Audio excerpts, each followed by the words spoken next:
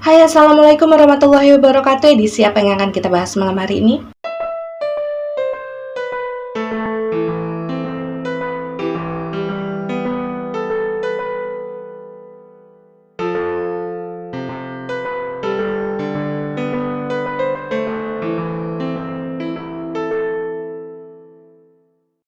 Ya, malam hari ini kita akan masuk lagi ke dalam edisi Dongeng Malam, dan yang akan kita bahas kisahnya dalam edisi kali ini adalah kisah mengenai entitas bernama Dedi. Dan seperti yang kita ketahui bersama bahwasanya minggu lalu kita sudah sama-sama mendengarkan cerita ini melalui point of view-nya si Ruth, dan kali ini di minggu ini kita akan sama-sama mendengarkan cerita yang sama tapi melalui point of view-nya si Dedi. Dan disclaimer dulu untuk kalian yang mungkin baru pertama kali menonton channel YouTube ini, edisi Dongeng Malam adalah edisi di mana kita akan sama-sama mendengarkan kisah dari sesosok residual energi yang dulunya pernah hidup melalui residual memori mereka yang tersisa. Perkara kalian akan percaya atau tidak itu sudah menjadi hak kalian sebagai penonton. Yang terpenting adalah bagaimana caranya kita bisa saling menghargai dan juga menebarkan energi yang positif. Mungkin untuk kalian yang sudah selalu mengikuti postingan di Instagram ataupun di akun TikTok saya ya, sama-sama tahu bahwasanya sosok residual energi bernama Dedi ini saya dapatkan melalui residual memorinya si Ruth. Dan memang sejak awal Dedi ini adalah sosok yang sedikit tertutup dengan bagaimana kisah masa lalunya dulu ya. Beliau sempat mengatakan bahwasanya cukup hanya dia dan juga masa lalunya saat dia hidup dulu yang tahu bagaimana kehidupannya pada saat itu berjalan bersama si Ruth. Memang membutuhkan waktu dan juga usaha untuk membujuk beliau agar beliau ini mau berbagi cerita kepada kita semua, dan pada akhirnya memang adalah beberapa hal tentang kehidupannya dulu bersama Ruth yang pada akhirnya beliau bersedia untuk dibagikan dan diceritakan kepada kita semua. Dedi berasal dari lain kehidupan yang sama dengan Ruth, ya ini sekitar tahun 40-an, dan kebetulan dari sosok residual si Dedi ini saya bisa melihat bagaimana masa kecil si Dedi ini dulu berlalu. Jadi sedikit flashback mengenai bagaimana masa lalu dari kehidupan Dedi ya, ketika kedua orang tuanya saat itu masih lengkap, ibunya belum meninggal dunia kan. Menurut Dedi pada saat itu dia dan abah dan juga ibunya itu tinggal di sebuah wilayah yang bisa dikatakan wilayah kumuh lah ya. Dan waktu itu memang si abah ini belum memiliki pekerjaan yang sebaik sekarang. Keadaan ekonomi keluarga mereka juga tidak sebaik dan semapan sekarang. Jadi memang pada saat si Dedi ini masih kecil sampai dia kemudian berusia belasan tahun, dia ini sudah pernah mengalami apa yang namanya kesulitan hidup bersama keluarganya. Dan kalau kalian mau membayangkan pada saat itu si Dedi, abah dan ibunya juga itu tinggal di sebuah rumah yang terbuat dari triplek yang ditumpuk-tumpuk gitu loh. Jadi sangat jauh dari kata layak rumah tersebut. Tapi memang pada dasarnya Dedi bilang pada saat itu abah ini adalah sosok yang gigih ya, sosok yang pekerja keras. Meskipun pada saat itu pekerjaannya sangat berat dan si Dedi ini punya niatan untuk membantu beliau, ya sekedar untuk membantu pekerjaan abahnya di kebun gitu kan ya, karena menurut si Dedi kan waktu itu si abah pasti capek kan kerja setiap hari dalam jangka waktu yang cukup lama gitu. Cuma waktu itu Dedi bilang abah selalu menolak jika si Dedi ini mau menolong beliau, karena menurut si abah pada saat itu Dedi ini kan usianya masih belasan dan Dedi masih memiliki hak untuk menikmati waktunya pada saat itu sekedar untuk main-main dengan teman sebayanya.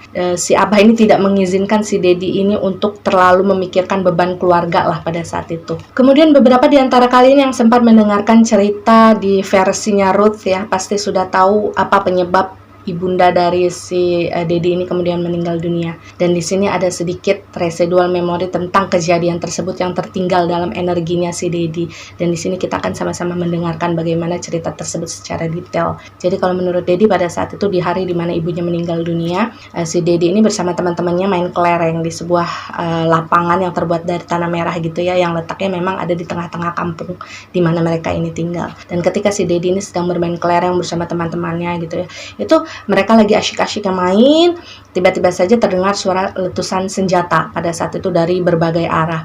Otomatis kan mereka pada saat itu kaget ya, itu suara pistol dari mana kan. Dan ketika suara pistol tersebut terdengar dari beberapa arah gitu kan, ditembakkan, kemudian si Dedi ini mulai melihat banyak orang yang tinggal di sekeliling mereka pada saat itu berlarian keluar dari rumah gitu ya, sambil teriak-teriak histeris, mereka ketakutan dan meminta tolong. Dan ketika hal tersebut terjadi, si Dedi ini kan otomatis otomatis berdiri ya, dia udah nggak fokus lagi sama permainannya. Dan waktu itu beberapa teman yang pada saat itu lagi main nih sama si Dedi di lapangan tersebut ikut lari lah dia mencari anggota keluarganya yang lain. Dan karena pada saat itu si Dedi juga merasakan kekhawatiran yang sama ya, dia melihat lingkungannya waktu itu berteriak histeris pada lari ke sana kemari kan. Akhirnya si Dedi ini yang pada saat itu usianya masih 12 tahunan itu memutuskan untuk pulang menemui keluarganya juga. Dan Dedi pada saat itu dalam prosesnya pulang menuju ke rumah bercerita bahwasanya ketika dia berada di perjalanan gitu ya, dia melihat banyak sekali orang-orang yang ditembaki oleh tentara-tentara Belanda yang waktu itu memakai seragam. Jadi waktu itu si Dedi menyaksikan bagaimana orang-orang berjatuhan di tanah dalam keadaan berlumuran darah. Kemudian ada juga beberapa di antara orang-orang tersebut yang dipukuli, entah itu ditendang, entah itu dipukul menggunakan senapan. Bahkan ada beberapa di antara mereka yang tubuhnya sudah tidak bergerak lagi, tergeletak di atas tanah begitu saja. Dan karena waktu itu si Dedi ini kan bisa dikatakan masih kecil ya, dia belum terlalu mengerti dengan apa yang terjadi sebenarnya di sekitar dia. Dia cuma bisa menangis ketakutan dan berusaha secepat mungkin untuk bisa sampai ke rumah. Dan yang mengejutkan bagi Dedi adalah ketika dia baru saja sampai di halaman depan rumahnya gitu ya, dia baru buka gerbang dan kemudian si Dedi ini menyaksikan sebuah pemandangan yang tidak pernah bisa dia lupakan seumur hidupnya, bahwa pada saat itu dia melihat tubuh ibunya yang sudah berlumuran darah itu tergeletak di atas tanah. Kemudian posisinya lagi di pangku gitu ya sama si Abah. Dan waktu itu si Dedi ini melihat si Abah ini nangis gitu sesungguhkan sambil manggil-manggil nama si ibu. Waktu itu si Dedi sudah tahu bahwa ibu pasti sudah tidak ada, ibu pasti sudah meninggal. Karena memang dia melihat ibunya tidak bergerak sama sekali, ditambah dengan baju sang ibu yang sudah dipenuhi dengan bercak darah. Dan waktu itu Dedi bercerita dia langsung berlari ke arah Abah dan ke arah ibunya, dia memeluk ibunya. Tapi waktu itu ketika si Dedi ini mulai histeris nangis gitu kan ya, berusaha membangunkan ibunya, Abah berusaha untuk menenangkan Dedi sambil bilang, ya sudah, ibu sudah tidak ada, nggak perlu ditangisin. Dan sebenarnya pada saat di hari ketika ibunya meninggal dunia itu, Abah tidak menceritakan secara detail ya apa penyebab kemudian ibunya ditembak lalu meninggal dunia. Karena mungkin waktu itu Abah berpikir si Dedi ini masih belum terlalu dewasa untuk mengerti situasinya. Dan ketika si Dedi ini sudah menginjak usia 17 tahun, menurut Dedi di sanalah baru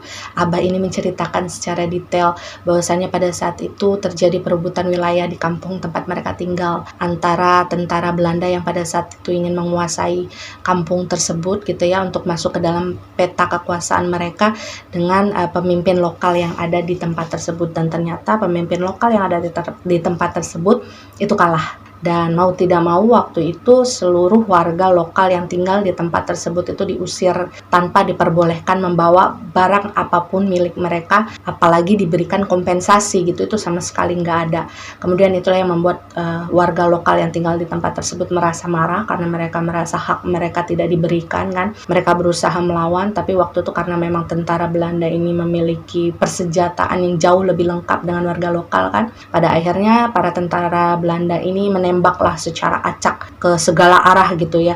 Meskipun pada saat itu mereka ini tidak menyasar ke satu orang saja gitu. Jadi siapapun yang kena tembakan kemudian meninggal dunia, ya udah rasain aja gitu loh maksudnya. Dan waktu itu ibunya si Dedi ini posisinya memang sedang berada di depan rumah. Beliau sedang menyaksikan apa sih yang sebenarnya terjadi, karena beliau kan kaget ya, tiba-tiba daerah tersebut kok ramai dan terdengar suara tembakan yang sangat banyak. Namun ketika si ibunya Dedi ini lagi berdiri di halaman, dia menjadi salah satu korban dari peluru nyasar yang ditembakkan oleh tentara Belanda tadi dan beliau meninggal dunia. Dan setelah kejadian yang mengenaskan tersebut, pada akhirnya Abah ini memutuskan untuk mengajak Dedi pindah dari sana. Meskipun mereka harus meninggalkan tanah milik mereka, meninggalkan gubuk milik mereka tanpa diberikan kompensasi sama sekali, tapi waktu itu Abah bilang kepada Dedi, ya sudah, kita tinggalkan saja, nggak apa-apa, karena memang Abah percaya apa yang sudah menjadi rezeki mereka tidak mungkin tertukar. Dan yang perlu kalian ketahui ya, sedikit penjelasan mengenai pekerjaan si Abah ini dulu di tempat yang lama. Abah ini adalah seorang kuli sayuran, jadi tugas beliau ini adalah menggemburkan tanah, mengolah tanah gitu ya, supaya untuk siap ditanam. Kemudian setelah siap ditanam, si Abah juga menanam benih-benih, bibit-bibit bibit sayur yang ada di sana, beliau yang merawat sampai kemudian sayuran tersebut siap untuk dipanen. Dan pada saat itu Dedi bercerita bahwasanya pekerjaan si Abah ini memang cukup berat, dan waktu itu meskipun gajinya memang tidak seberapa, Abah ini nggak pernah mengeluh sama sekali. Nah, begitu mereka ini pindah ke tempat yang baru, si Dedi bercerita Abah tetap melakukan pekerjaan yang sama gitu ya, sebagai kuli sayuran, karena memang satu-satunya keahlian Abah pada saat itu ya memang menanam sayuran tersebut. Dan karena keahlian tersebut, pada akhirnya si Abah ini banyaklah diperebutkan oleh beberapa bos-bos yang memiliki kebun-kebun sayuran di tempat dia yang baru tinggal. Dan pada saat itu Abah ini memilih untuk bekerja kepada seorang saudagar yang kita sebut saja namanya Pak Bayu ya. Jadi Pak Bayu ini adalah seorang saudagar yang memiliki banyak sekali kebun sayur di tempat tersebut. Dan menurut si Abah waktu itu bercerita kepada si Dedi, Abah ini tidak hanya mendapatkan gaji secara cash atau secara uang gitu ya, seperti biasanya, tapi juga Pak Bayu ini memberikan bagian 1/4 kepada si Abah setiap kali kebun yang diurus oleh si Abah ini panen. Jadi kalau kata Abah pada waktu itu, untuk pertama kalinya sebagai kuli sayuran ya, dia diperlakukan secara manusiawi oleh bosnya. Ya karena kan setidaknya sedikit banyaknya gitu ya, hasil keringat, jerih payah, kesulitan yang selama ini dilalui Abah dalam proses mulai dari menggemburkan tanah, menanam bibit, merawat, mengurus sampai akhirnya sayuran tersebut panen gitu. Setidaknya itu mendapatkan balasan lah meskipun sedikit dari bagian 1/4 tadi. Dan dari hasil yang selalu didapatkan oleh si Abah 1/4 dari hasil panen atas kebun si Pak Bayu tadi ya, si Abah ini selalu nabung lah. Dan karena hasil tabungannya si Abah ini orangnya tekun sekali nabung gitu ya, hidupnya sangat irit. Nah dari hasil tersebutlah akhirnya dia ini bisa menyekolahkan si Dedi, sampai si Dedi ini benar-benar bisa lulus dari sekolah. Kalau zaman sekarang tingkatannya kayak menengah atas. Dan waktu itu Dedi bilang bahwa saja si Dedi mungkin menjadi salah satu dari warga lokal yang bisa mematahkan omongan-omongan orang yang waktu itu mengatakan bahwa pendidikan tinggi saat itu hanya berhak dimiliki oleh orang-orang Belanda saja. Karena memang kan warga lokal waktu itu dinilai tidak memiliki kemampuan sama sekali, apalagi secara keuangan ya, untuk menyekolahkan anak mereka sampai sebegitu tingginya. Tapi pada saat itu Abah berhasil mematahkan omongan-omongan tersebut ya. Dia berhasil menyekolahkan Dedi sampai ke jenjang terakhir, hingga akhirnya si Dedi ini tumbuh menjadi anak yang berpendidikan dan memiliki adab yang sangat baik. Dan mungkin sudah menjadi takdir Tuhan ya, ketika keadaan ekonomi si Abah ini mulai stabil dari hasil tabungannya selama ini kan, setiap kali dia mendapatkan 1/4 bagian dari jatah panen. Nah si Abah ini kan sudah memiliki kemampuan untuk membuat sebuah rumah yang lebih layak lah daripada dia tinggal dulu gitu, meskipun memang kategorinya masih rumah yang sederhana. Kemudian Dedi juga sudah berhasil Abah sekolahkan gitu kan, dengan tingkatan yang cukup tinggi. Dan di saat itulah kemudian si Abah ini mendengar bahwasanya bosnya si Abah, ya si Pak Bayu tadi, itu mendadak jatuh sakit, dan sakitnya cukup parah. Bahkan ketika itu si Pak Bayu ini kan memanggil semua pekerjanya ya, yang bekerja di kebun beliau waktu itu, dan beliau ini meminta maaf kepada semua pekerjanya termasuk si Abah ini. Beliau mengatakan bahwa dengan berat hati, dengan sangat terpaksa, Pak Bayu harus memecat semua pekerjanya pada saat itu. Karena Pak Bayu ini mengatakan beliau sudah tidak memiliki kemampuan lagi secara keuangan untuk menggaji para pekerjanya. Apalagi waktu itu kan panen di kebun sayurnya itu kayak sudah semakin berkurang. Dan ditambah lagi dengan keadaan fisik beliau yang sudah sering sakit-sakitan, kemudian uang yang dihasilkan dari panen tersebut bukannya untuk dijadikan modal lagi gitu kan ya, untuk dijadikan modal supaya untuk panen berikutnya gitu, itu justru kepakai untuk biaya pengobatan si Pak Bayu karena beliau ini kan sakit-sakitan. Dan kata Dedi waktu itu, mungkin karena si Abah ini memang hatinya sangat baik ya, beliau ini sempat menawarkan kepada Pak Bayu untuk meminjamkan sejumlah uang lah. Kalau menurut Abah sebenarnya nggak banyak, cuma dia memang berinisiatif pengen membantu Pak Bayu karena selama ini kan Pak Bayu sudah baik kepada dia dan keluarganya. Ya sekedar biaya untuk pengobatan lah gitu, si Abah ini ingin meringankan beban yang dirasakan oleh keluarganya Pak Bayu. Cuma waktu itu Pak Bayu dan keluarganya juga menolak karena memang mereka merasa nggak enak hati Dan mungkin karena Abah ini masih ngerasa kasihan gitu ya, melihat keadaan Pak Bayu yang tidak bisa ngapa-ngapain lagi, kemudian keadaan keluarganya juga kekurangan semenjak kebunnya sudah tidak produktif lagi gitu kan. Abah ini sedikit memaksa kepada Pak Bayu untuk mau menerima uang yang diberikan oleh si Abah. Jadi waktu itu si Abah ini bilang ke Pak Bayu, Pak Bayu, kalau misalkan memang Pak Bayu tidak bisa menerima pemberian uang saya gitu, gimana kalau misalkan gini, kebunnya Pak Bayu saya beli aja separuhnya. Jadi nanti biar saya yang ngurus kebunnya, dan uang hasil dari saya membeli kepada Pak Bayu ini bisa Pak Bayu gunakan untuk pengobatan. Dan karena memang kalau menurut saya si Abah dan si Pak Bayu ini sama-sama orang yang memiliki hati yang baik, hati yang tulus ya. Ketika sudah dipertimbangkan dengan cukup matang mungkin oleh Pak Bayu kan, waktu itu beliau juga memang memerlukan uang kan untuk pengobatannya. Pada akhirnya tawaran si Abah ini diterima lah oleh Pak Bayu. Tapi waktu itu Pak Bayu bilang gini, saya terima uang dari kamu gitu ya, kalau kamu memang mau membeli kebun saya sebagian. Tapi waktu itu dengan harga yang seharusnya hanya mendapatkan setengah bagian dari kebun Pak Bayu, waktu itu Pak Bayu justru memberikan 3/4 dari kebunnya.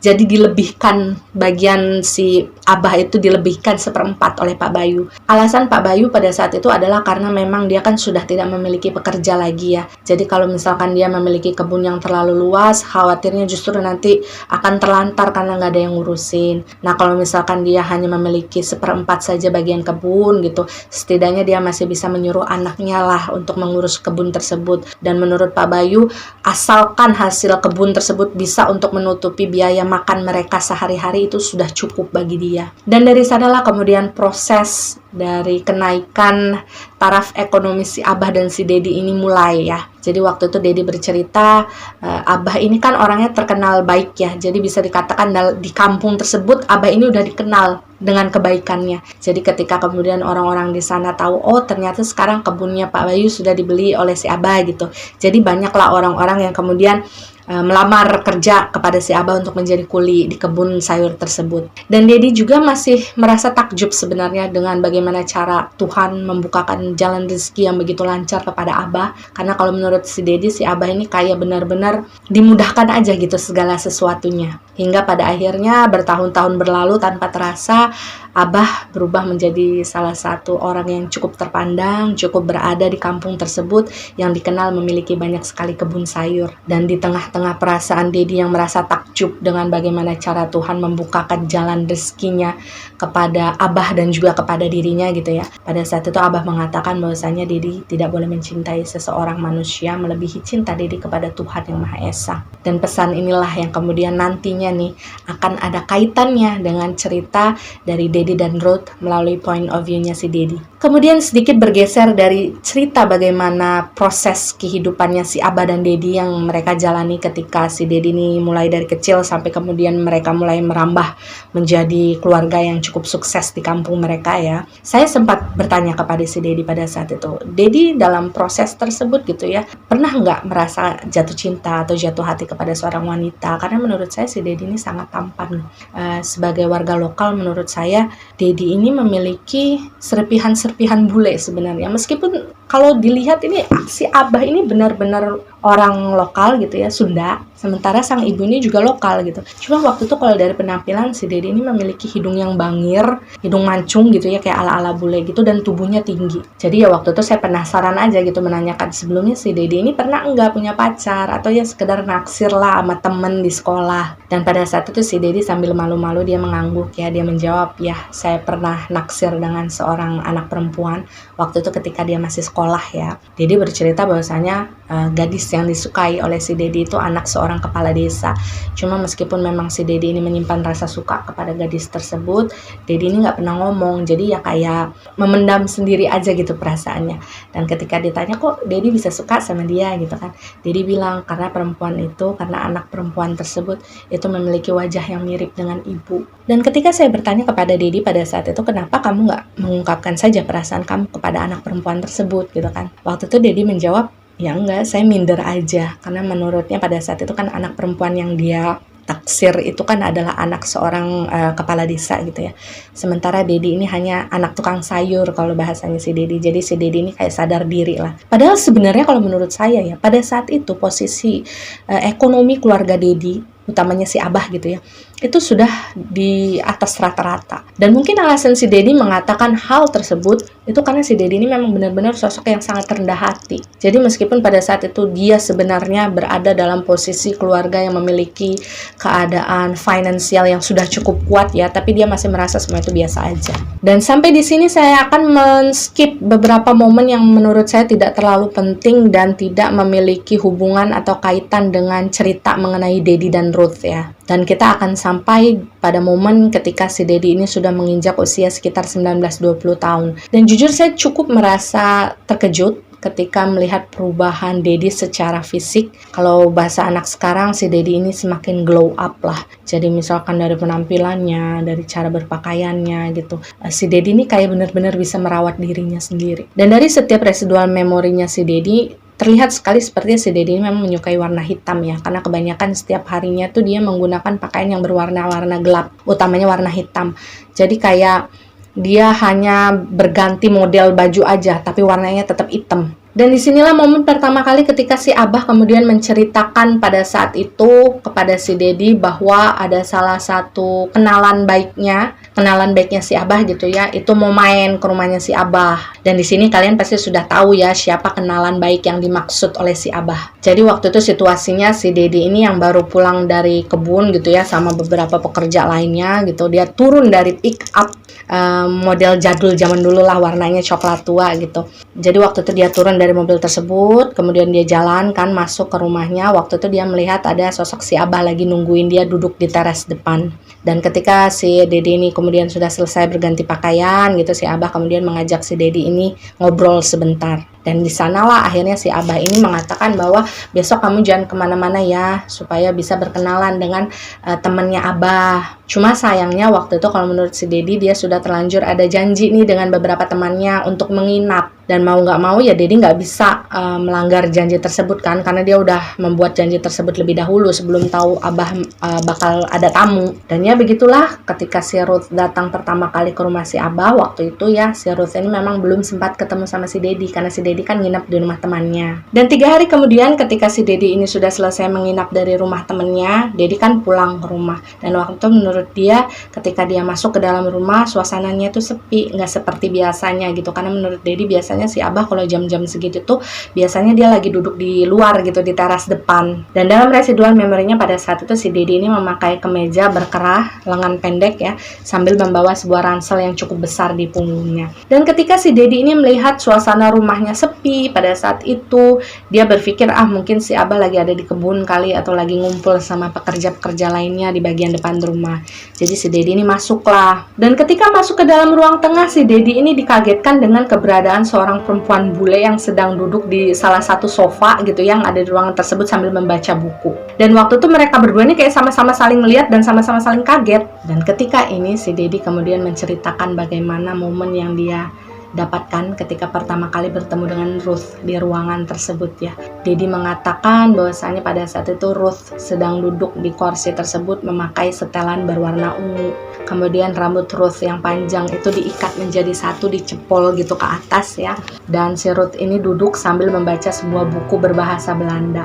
Dan saat itu Dedi bilang Ruth ini sedang memakai sebuah kacamata. Dan yang lucunya pada saat itu Dedi bilang gini, saya sempat nggak percaya dengan apa yang saya lihat pada saat itu. Saya pikir ada bidadari nyasar dari mana nih kok tiba-tiba ada di rumah saya. Tapi waktu itu Ruth hanya memandang saya sambil bengong tanpa berani mengucapkan apa-apa. Mungkin pada saat itu dia berpikir bahwa saya adalah salah satu pekerjanya Abah. Jadi pada saat itu si Dedi ini ketawa lah dengan omongannya sendiri. Dan kalau kalian sependapat dengan saya ya, sebenarnya di bagian part yang ini, jujur saya bingung apakah saya harus merasa sedih atau harus merasa senang gitu ya, ketika menyadari bahwasanya banyak sekali hal-hal detail mengenai diri Ruth yang masih sangat diingat oleh Dedi. Kalian boleh bayangkan kan sebesar apa, sedalam apa perhatian seseorang yang bahkan sampai ketika dia sudah menjadi sosok residual energi masih ingat dengan jelas bagaimana kesan pertama yang mereka dapatkan ketika dia dan Ruth ini pertama kali bertemu. Dan sekedar penilaian pribadi saya aja ya, Kalau menurut saya sebenarnya si Dedi ini sudah mulai suka, sudah mulai jatuh hati kepada Ruth itu ya semenjak pertama kali mereka bertemu. Karena memang ya kelihatan aja gitu dari ekspresinya ketika si Dedi kemudian menceritakan ulang kejadian tersebut kepada saya. Kemudian terasa juga dari energinya si Dedi yang terasa berbunga-bunga ketika menceritakan hal tersebut. Tapi kita semua tahu bahwasanya si Dedi kan orang yang sangat tertutup ya, dia nggak pernah mengucapkan hal tersebut, tidak pernah mengakui hal tersebut secara gamblang atau terang-terangan. Dan setelah momen pertemuan pertama antara Dedi dan Ruth, selanjutnya saya hanya menceritakan beberapa momen secara random ya yang terjadi antara Dedi dan Ruth, karena memang tidak terlalu jelas kapan runutan waktunya dari residual memory yang saya dapatkan di sosoknya si Dedi ini. Tapi percayalah, saya berusaha untuk menjelaskan momen-momen tersebut sesuai dengan runutannya supaya enak didengar dan kalian juga kira-kira untuk membayangkan suasananya pada saat itu tuh nggak kesusahan. Dedi kemudian bercerita sebenarnya setelah momen pertemuan pertama tersebut ya, Dedi dan Ruth ini sama sekali hampir nggak bicara ya sekitar seminggu awal-awal lah. Karena pada saat itu si Dedi nggak tahu bahwa Ruth ini bisa bahasa Indonesia. Lucu kan di sini, maksudnya kayak ada kesalahpahaman yang sama sekali tidak diketahui oleh Dedi. Jadi waktu itu Dedi bilang dia segan ngajak si Ruth bicara karena si Dedi kan nggak bisa bahasa Belanda dan si Dedi mengira si Ruth ini nggak bisa bahasa Indonesia. Jadi kan si Dedi ini bingung mau ngajak si Ruth ini ngomong bahasa apa. Jadi ya udah diem-dieman lah mereka. Hingga di suatu hari ketika si Dedi sedang memahat kayu di halaman, waktu itu si Ruth datang nih dari arah belakangnya menghampiri si Dedi. Dan waktu itu Ruth bilang, Dedi kamu tahu nggak warung yang sekitar sini ada di mana? Saya mau membeli sabun, mau mencuci pakaian gitu. Nah waktu itu si Dedi ini bengong, kayak sempat ngeliatin si Ruth kayak, oh dia bisa bahasa Indonesia. Dan memang lucunya si Dedi ini sama sekali nggak pernah nanya ke si Abah, maksudnya kayak nggak pernah memastikan bahwasanya Abah si Ruth ini sebenarnya bisa ngomong bahasa Indonesia atau enggak. Dan awalnya Dedi juga cuma mengira bahwa si Ruth ini ya sekedar nginap beberapa hari lah di rumah mereka. Jadi kayak si Abah ini kan sebelumnya tidak sempat menceritakan kepada si Dedi sebenarnya apa sih yang terjadi pada saat itu kan. Belum sempat mengatakan bahwa si Ruth ini kemudian akan menjadi bagian dari keluarga mereka karena memang si Ruth ini dititipkan. Jadi pada saat itu ketika sudah 2 minggu berlalu kan si Dedi ini kayak ngerasa bingung gitu. Maksudnya kayak kok Ruth nggak pulang-pulang ke rumahnya gitu, kok si Ruth masih di sini aja gitu. Sedangkan si Dedi kalau mau nanya langsung ke Ruth kan gak enak ya, maksudnya mereka kan belum akrab sama sekali. Jadi waktu itu si Dedi ini nanyalah ke si Abah, Abah itu si Ruth kenapa kok belum pulang-pulang dari rumah?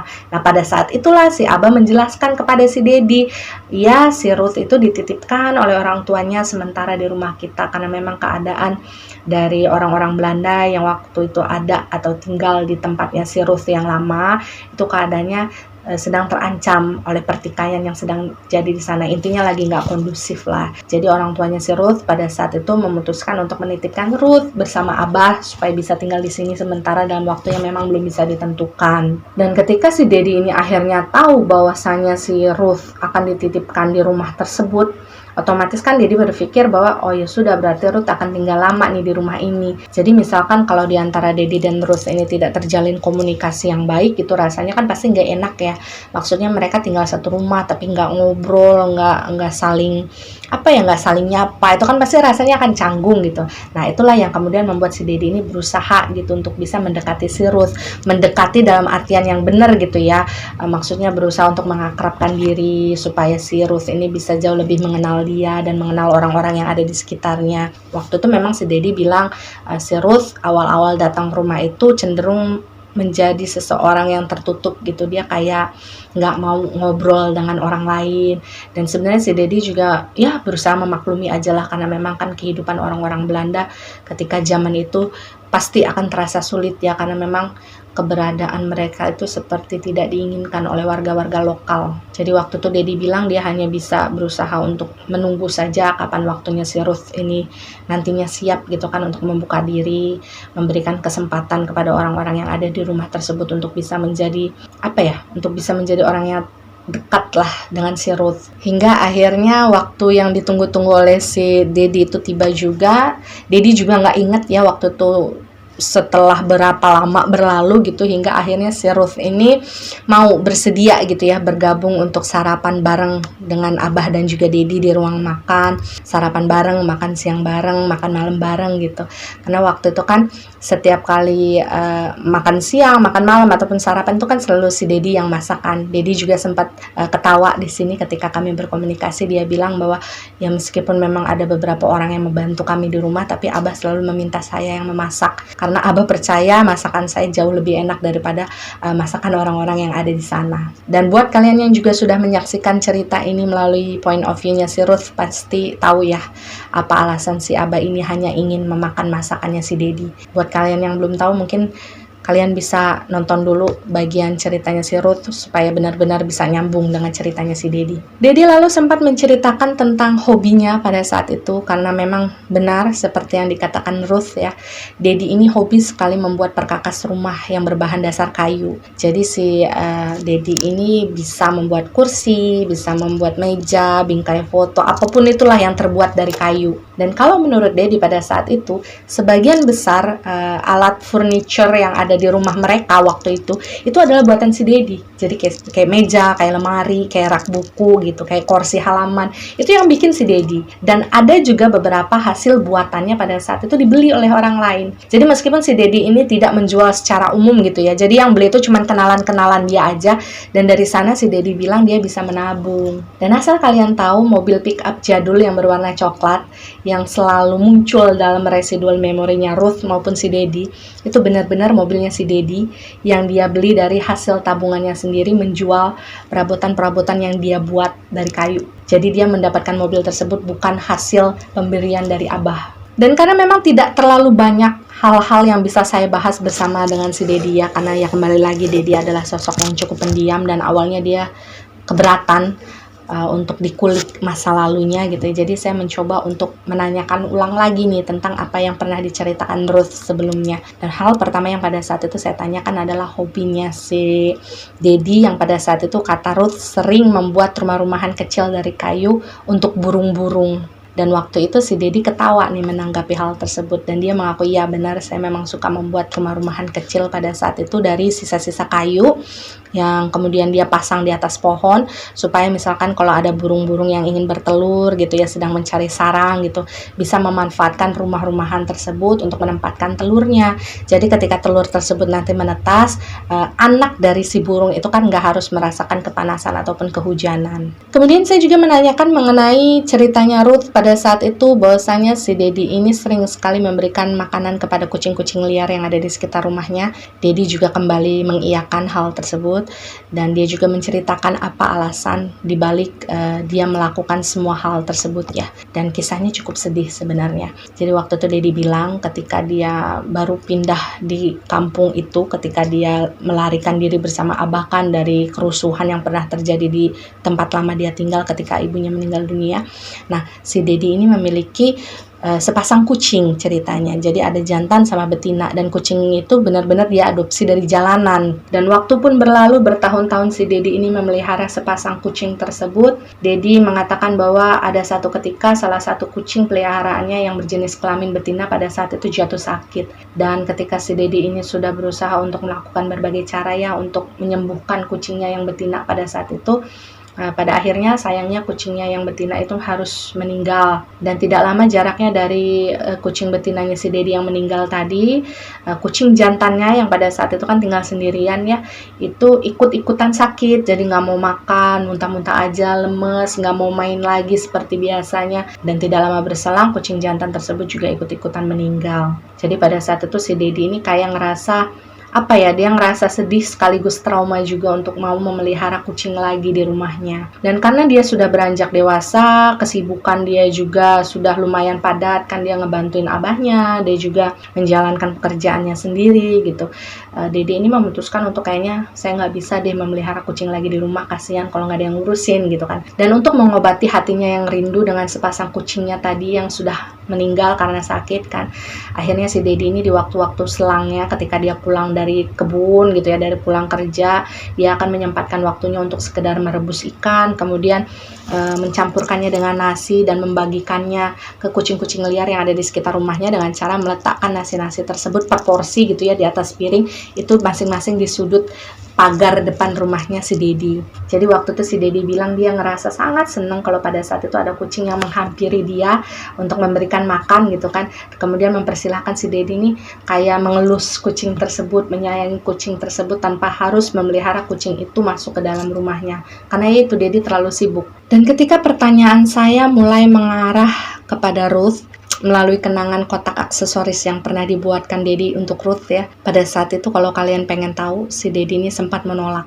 untuk menjelaskan hal tersebut. Dedi sempat bilang kayak, boleh tidak kalau misalkan saya tidak menjawab pertanyaan yang ini. Cuma waktu itu saya berusaha untuk membuat si Dedi ini kayak merasa apa ya? Ya merasa yakin, maksudnya ya cerita aja, nggak apa-apa, nggak perlu ada yang ditutup-tutupi juga. Karena saya juga sudah mendengarkan cerita tersebut dari sisinya si Ruth, dan bahkan saya mengatakan kepada si Dedi bahwa kotak aksesoris tersebut menjadi salah satu barang kesayangannya si Ruth yang selalu Ruth simpan di dalam lemari, meskipun pernah dilemparkan oleh si Ruth sampai hancur gitu kan ya. Tapi lalu disimpan lagi sama si Ruth masuk ke dalam lemarinya. Dan ketika mendengarkan cerita tersebut, si Dedi ini kayak cuman tersenyum tipis aja sambil bilang gini, Ruth gak pernah berubah ya, masih keras kepala kayak dulu. Tapi dia bilang hal tersebut itu sambil kayak senyum-senyum gitu loh. Jadi kayak memori tersebut kayak mengandung arti tersendiri bagi si Dedi. Energi sedih, rasa sedih yang dirasakan oleh si Dedi ketika kemudian harus kembali membahas sesuatu yang berhubungan secara langsung dengan Ruth itu sangat terasa sampai kepada saya yang waktu itu berkomunikasi dengan dia. Dan pada akhirnya si Dedi ini bersedia untuk bercerita lebih banyak tentang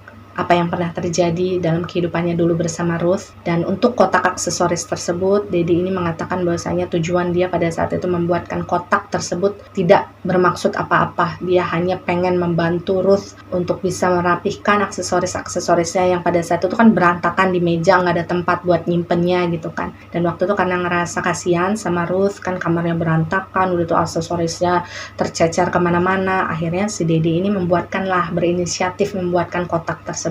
Dan Dedi menjelaskan pada saat itu dia membuat kotak tersebut itu malam hari, karena memang waktu itu dia hanya memiliki waktu luang di malam hari. Waktu itu dia lagi sibuk-sibuknya lah. Dan ketika membuat kotak tersebut, dia ini hanya diterangi oleh satu cahaya dari lampu petromak yang dia taruh di sampingnya. Dan waktu itu dalam residual memorinya si Dedi memang terlihat sekali bahwa si Dedi ini sangat telaten ya membuat kotak aksesoris itu. Dan waktu yang dibutuhkan oleh si Dedi untuk menyelesaikan kotak tersebut itu nggak sebentar. Jadi itu hampir subuh baru kotak tersebut secara bentuk sudah jadi, sudah diamplas tapi belum sempat dicat. Tapi karena waktu itu sudah keburu pagi, si Dedi juga bilang dia harus segera mandi untuk bekerja lagi gitu kan. Ketika dia masuk ke rumah sambil membawa kotak aksesoris tersebut, dia sudah melihat Ruth ini sudah rapih nih. Jadi si Dedi ini nunjukin lah sebentar kepada si Ruth waktu itu kotak buatannya. Dan waktu itu memang tujuannya si Dedi cuma pengen nunjukin sebentar kepada si Ruth, karena niatnya tuh dia masih pengen menyelesaikan kotak tersebut dengan cara mengecat. Karena si Dedi ini sudah terlanjur beli cat. Tapi karena waktu itu si Ruth ini bilang gak usah gitu kan, karena dia lebih suka kotak tersebut dengan warna kayu alaminya, ya sudah Dedi gak bisa menolak. Gak tahu kenapa si Dedi tiba-tiba aja bilang gini, saya tuh gak tahu kenapa setiap kali kalau melihat Ruth ini sedih, saya pasti ikut sedih. Kalau melihat Ruth menangis, saya pasti ikut menangis. Apapun yang dia minta dari saya selama saya bisa dan sanggup untuk memenuhinya, pasti saya berikan. Dan Dedi pun kemudian menceritakan sebuah momen yang juga sempat diceritakan oleh Ruth di point of view-nya ya. Kalau kalian mau flashback lagi mengingat ceritanya si Ruth, waktu itu Dedi bilang bahwasanya ada satu hari di mana si Ruth ini pada akhirnya menceritakan kepada si Dedi mengenai pengalaman traumatis yang pernah terjadi menimpa diri si Ruth ketika si Ruth ini masih berusia 15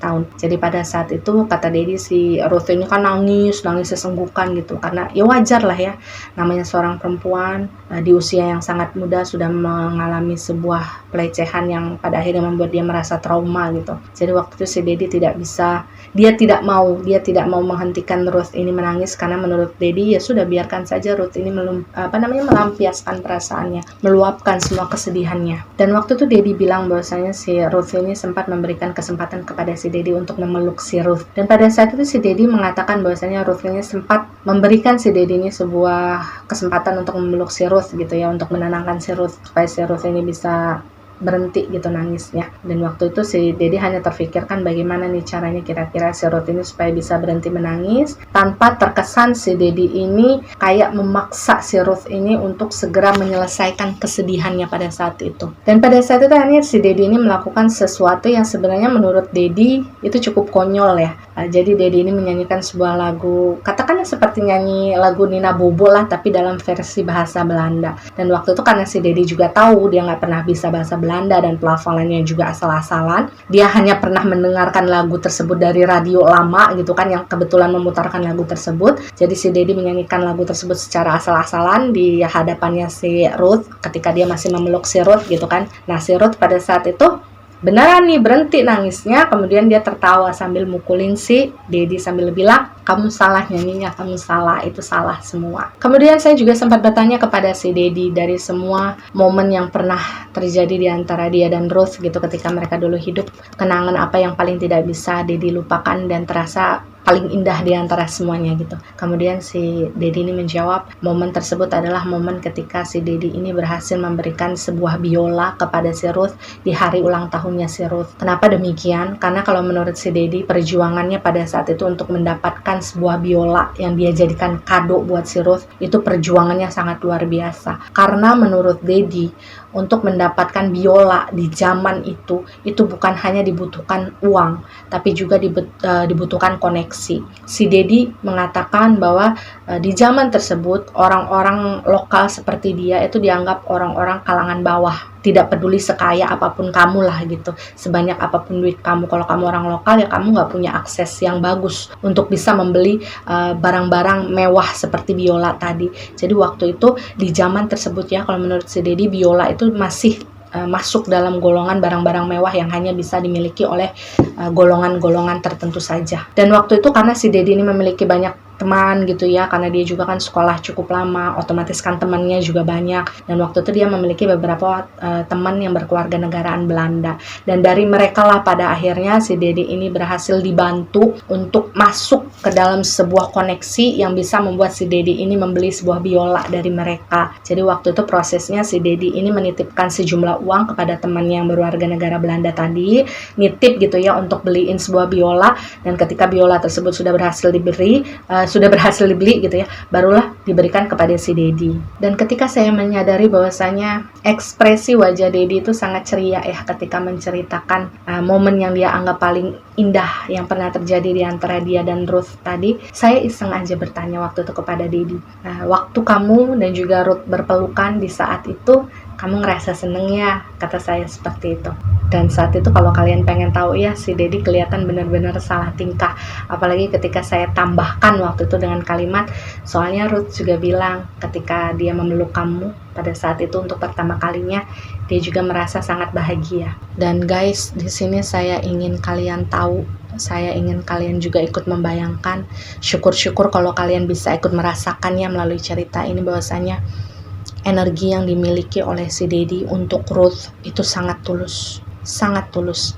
Bahkan ketika kalian hanya bisa merasakan energi tersebut gitu ya, kalian itu bisa nangis tanpa alasan. Dari semua proses komunikasi yang saya lalui bersama Dedi, kemudian dari residual memori yang tersisa dari dalam dirinya si Dedi ya, saya bisa mengatakan bahwasanya saya yakin pada saat itu Dedi sebenarnya sudah memiliki perasaan kepada si Ruth. Cuma waktu itu saya belum tahu kan apa alasan si Dedi ini memendam itu semua dan memilih untuk tidak mengungkapkannya kepada si Ruth. Dan pada saat itu si Dedi tuh bilang begini, dia sudah cukup dewasa sebagai seorang pria untuk bisa membedakan mana perasaan antara abang ke adik atau antara laki-laki ke perempuan. Dan pada saat itu dia sadar sepenuhnya bahwa perasaan dia kepada Ruth waktu itu benar-benar perasaan antara laki-laki ke perempuan. Cuma Dedi bilang pada saat itu dia masih tidak memiliki niat sama sekali untuk mengungkapkan hal tersebut ya, karena dia masih ingin menikmati saja kebersamaan yang ada di antara dia dan juga si Ruth, karena kata Dedi dia masih belum bisa membaca nih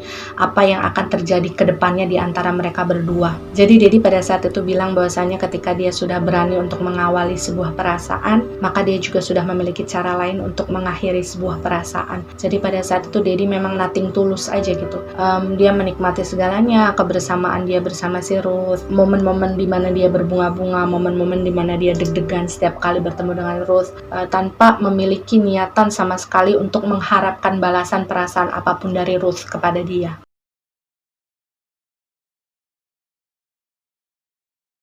Dan jangan kalian pikir sosok seorang Dedi yang terlihat selalu have fun, yang selalu ceria gitu ya, yang kayak nggak pernah ada beban hidupnya. Jangan pernah kalian pikir dia nggak pernah galau. Dan menurut Dedi juga ada kalanya Dedi ini kayak ngerasa perasaan yang ada di dalam hatinya tuh kayak pengen meledak gitu. Jadi kayak pengen, udahlah gue egois aja lah, gue pengen ngomong lah sama Ruth kalau gue suka sama dia gitu kan. Udah nggak peduli dengan apa yang terjadi di sekitar kita nantinya. Dan Dedi bilang setelah momen dimana dia memperkenalkan Mira sebagai calon istrinya di hadapan Abah dan juga Ruth, di saat itulah si Ruth ini mulai nggak mau lagi ngomong sama si Dedi. Jadi pada saat itu si Ruth ini bertanya lah, sekaligus meminta secara tidak langsung bahwasanya kamu bisa nggak membatalkan pernikahan kamu dengan si Mira.